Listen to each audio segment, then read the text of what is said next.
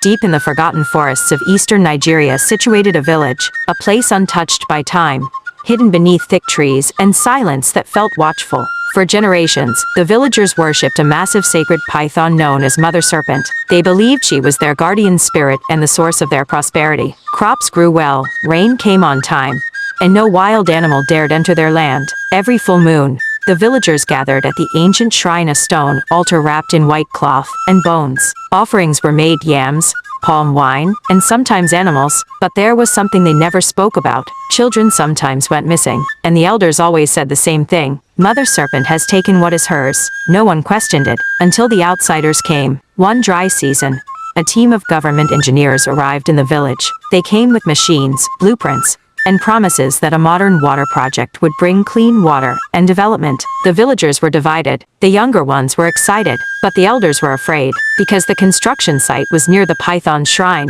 The engineers laughed off the warnings. "It's just a snake," one of them said. They began work anyway. Bulldozers roared, trees fell, the sacred ground trembled. That night, the forest changed. The air grew heavy, dogs howled endlessly, and from deep within the shrine, something moved. The next morning, one of the engineers was missing. His helmet was found near the shrine. The ground around it was marked with a massive trail, as if something enormous had dragged itself through the earth. Still, the team continued. They blamed wild animals. Then it happened. On the third day of construction, the ground suddenly cracked open near the shrine. From beneath the earth, the mother snake emerged. But this was no ordinary python. It was gigantic, thicker than a tree trunk, its scales dark and glistening like oil. Its eyes glowed with a deep, unnatural red. Its body seemed endless, coiling and twisting, alive with ancient rage. The workers froze. One man tried to run. The python struck. In seconds he was gone. Chaos erupted. Machines were abandoned. Men screamed as the creature was smashing equipment and tearing through the site like a force of nature. The villagers watched in horror. The elders fell to their knees.